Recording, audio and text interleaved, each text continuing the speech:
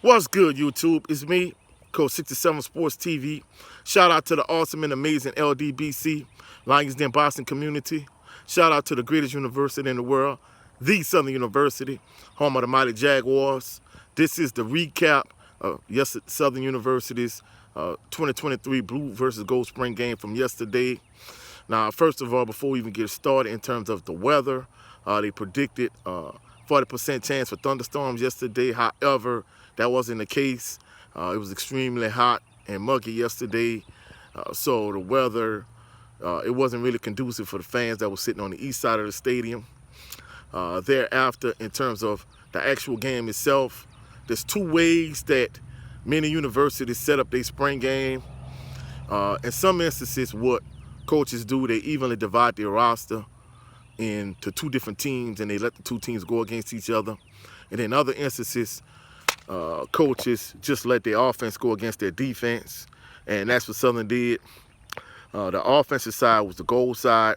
Defensive side was the blue side. Anytime the defense got a tackle for a loss, it was 1 point.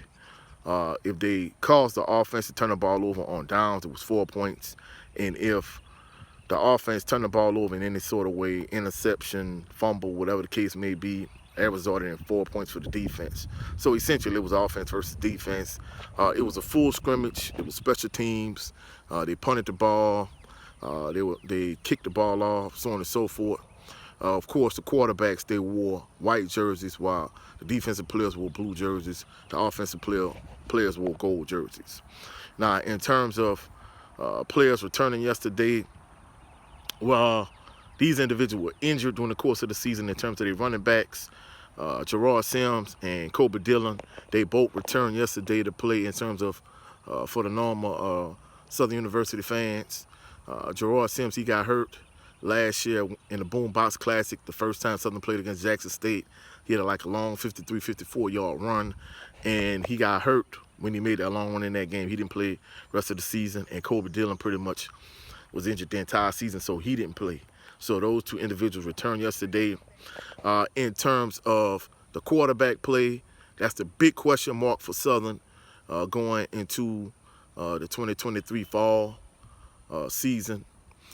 But in terms of the quarterback play, three quarterbacks pretty much took all the snaps.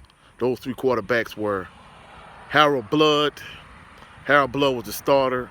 Harold Blood played most of the snaps. After him, it was Noah Barton. So Noah Bolton, he's a transfer from Grambling. For those individuals that don't know, he actually got playing time at Grambling. And Dylan Marotta, UAB quarterback, backup quarterback. He was UAB's backup quarterback. He transferred to Southern. Those three individuals played most of the snaps. Of course, of the three, Harold Blood looked the most impressive. It seems as if Coach Dooley is going to go with Harold Blood during the season. He took most of the snaps yesterday. He's seen them progress the way John Lampley progressed a few seasons back, because at one point John Lampley was a good pocket passer for Southern, but anytime defenses loaded up the box and they would blitz him heavily, he would always get sacked. And Harold Blood, he did a better job yesterday in terms of like going through his progression. And then once he felt pressure, he would step up in the pocket and make passes. So at times he looked good. He almost threw one interception, which was dropped. And then he actually threw another interception. That resulted in points for the defense. But for the most part, he had a solid performance. He looked good. He looked better at certain portions of the spring game than he did others. Thereafter, Noah Barton, he came in the game. He looked to take off and run more than I would like. He didn't get through his progression as much as I would like. He looked to take off and run, but he didn't get as many snaps as I would like to see. So you really couldn't get a full evaluation of him. And the same thing with Dylan Marotta. When Dylan Marotta came in the game, basically he had like a 25-yard screen pass that he threw to Kobe Dillon. So, you know, that was the quarterback play. I think Harold Blood looked the best of the three. And you kind of pick your poison in terms of who's the second best between Noah Barton and Dylan Marotta.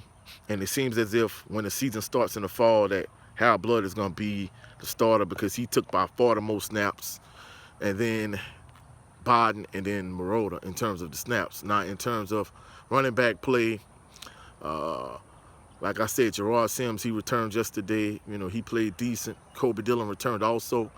And the biggest issue I had with the spring game yesterday is, for the most part, the players that were star players during the course of the season, you knew those players. But when they were announcing it over the PA system, the new players, that's basically new additions to Southern's roster, and that just joined the team in the spring or after the season, they didn't have the roster for those players. So the players that had the biggest impact of the game, as fans, we didn't even know who they were, and obviously the announcers in the PA in the press box over the PA system, they didn't know who they were either. So the receiver that had the biggest impact, I don't know his name, but he wore number 4. Every time Harold Blood was in trouble, he looked for this guy. He hit him multiple times. He had a big reception. In fact, he had a handful of big receptions. I don't know who he is, but he's going to, based on what I saw yesterday, if yesterday's spring game is any indication of what's going to happen during the season, he's going to be Harold Blood's #1 target, because Harold Blood, every time he was in trouble, he would look for him. And in terms of the running back position, of course, Gerard Sims and Kobe Dillon played, but they had this running back number 8.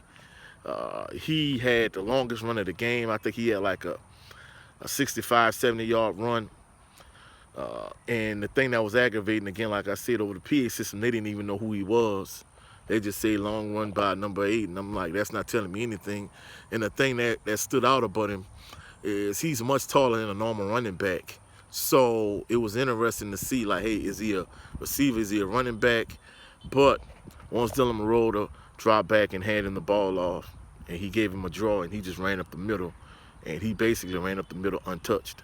So it's going to be interesting to find out who those particular players are. Wide receiver number 4, running back number 8.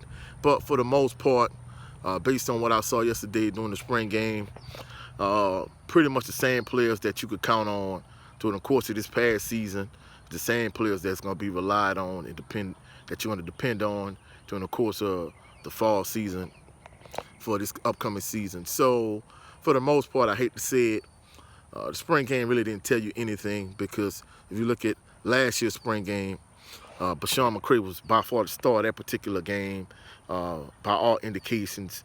And as you saw this past season, it really didn't mean anything. So the spring game really didn't tell you anything. And in terms of like the spectators and the fans, there was no band. So that's one thing that kind of took away from the atmosphere and the buzz and excitement for like the younger kids that was at the game. So that's it for this particular video. If you saw any value in this video, like the video, share the video, comment in the comment section, subscribe to the channel. Also click the notification bell so you can be alerted anytime I post any new videos. Look out for my next video. I'll be talking about Deontay Wilder. So that's it for this video. I'll catch y'all on the rebound. Y'all have a blessed, phenomenal evening. Peace and blessings.